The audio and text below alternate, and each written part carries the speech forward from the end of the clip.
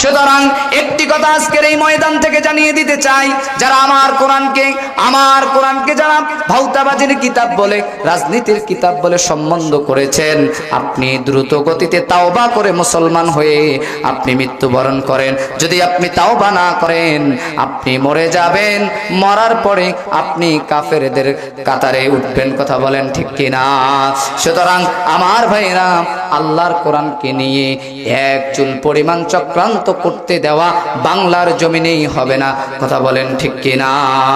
সুতরাং আমার ভাইরা, কারণটা হলো এখন এই দেশ স্বাধীন হয়েছে, আমার ভাই আবু সাইদ মীর মুগ্ধ হাজার ছাত্রর রক্তের বিনিময়ে একটা স্বাধীন সমৃদ্ধশালী বাংলাদেশ পেয়েছি। এই বাংলার জমিনে কোরআনের উন্মুক্ত মঞ্চে কোরআনের কথা হবে, কোরআনের মঞ্চে কোরআন প্রচার হবে, কোরআনের ময়দানগুলোতে কোরআনের দাওয়াত হবে, কোরআনের ময়দানগুলোতে বক্তা স্টেজে উঠে বুক ফুলিয়ে কোরআনের কথা বলবে।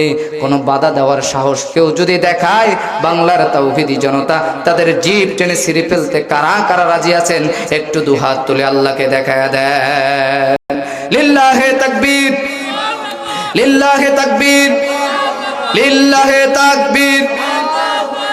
দুনিয়ার মুসলিম, দুনিয়ার মুসলিম, আজকের মাহফিল।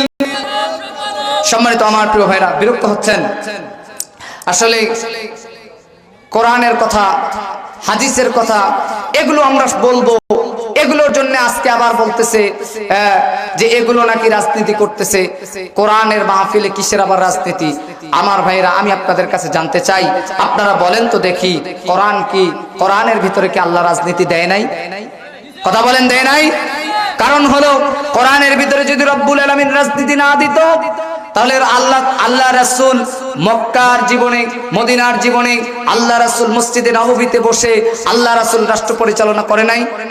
কথা বলেন, করে নাই?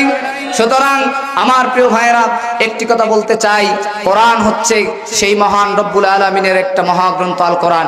এই কোরআন দিয়ে রাষ্ট্র চলবে, কোরআন দিয়ে সমাজ চলবে, কোরআন দিয়ে দেশ পরিচালিত হবে, এটাতে কোনো বাধা সৃষ্টি করা যাবে না। কথা বলেন ঠিক কিনা? আমার ভাইয়েরা, অতীতে যারা বাধা দিয়েছে আমরা দেখেছি, তারা পালানোর সময় ঠিক রকম দুপুরের খাবার পর্যন্ত খেতে পারে নাই। কি খারাপ বললাম? খারাপ বললাম নাকি? আমার ভাইরা হয়তো মনে করবেন যে ভাই রাজনীতি করছেন কেন? আসলে দেখেন, এগুলো কথা যখন আমরা তুলে ধরি তখন অনেকেই বলে যে এগুলো রাজনীতি। আরে মিয়া, এগুলো রাজনীতি তোমাকে কে বলেছে? যে কথা সত্য এই কথা বলতে হবে। যদি এই সত্য কথা না বলি, কিয়ামতের ময়দানে রব্বুল আলামিনের কাছে জবাবদিহি করতে হবে। ঠিক কিনা বলেন? এজন্য আমার ভাইরা, আমি আপনাদেরকে একটি কথাই বলতে চাই, জীবন যতদিন বেঁচে থাকবো কোরআনের পথে, ইসলামের পথে, জিহাদের পথে থাকবো। এতে যদি আমার জীবন চলে যায়, আমার রক্ত দিতে হয়, আমার পরিবার পরিজন বাড়ি ঘর যদি ছাড়তে হয়, তবুও ছাড়তে প্রস্তুত আছি। কিন্তু কোরআন থেকে, হাদিস থেকে, জিহাদের ময়দান থেকে এক চুল পরিমাণ সরে দাঁড়াবো না। কথা বলেন ঠিক কিনা?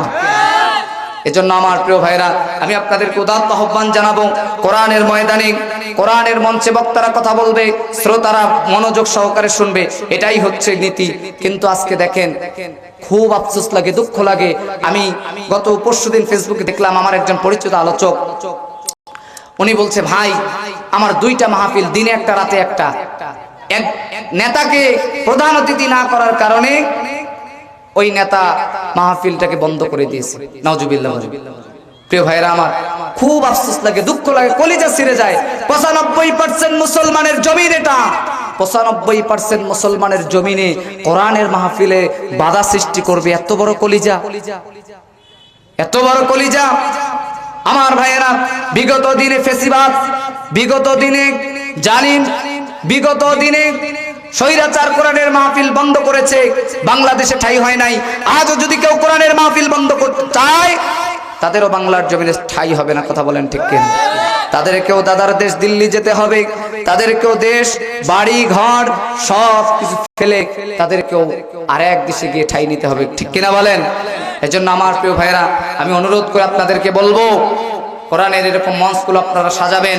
কোরআনের এই মঞ্চগুলোতে প্রধান অতিথি, সভাপতি, বিশেষ অতিথি থাকবে কোরআনওয়ালা মানুষ, আল্লাহওয়ালা মানুষ, দ্বীনওয়ালা মানুষ, দাড়িওয়ালা মানুষ, টুপিওয়ালা মানুষ, নামাজি মানুষ। কোরআনের মঞ্চগুলো ফুলে ফলে সাজাবো আমরা এরকম করে। কোরআনের মাহফিলে একজন নেতাকে প্রধান অতিথি না করলে, একজন নেতাকে সভাপতি না করলে, সে যদি মন খারাপ করে করুক, আমার কোনো দেখার বিষয় নাই।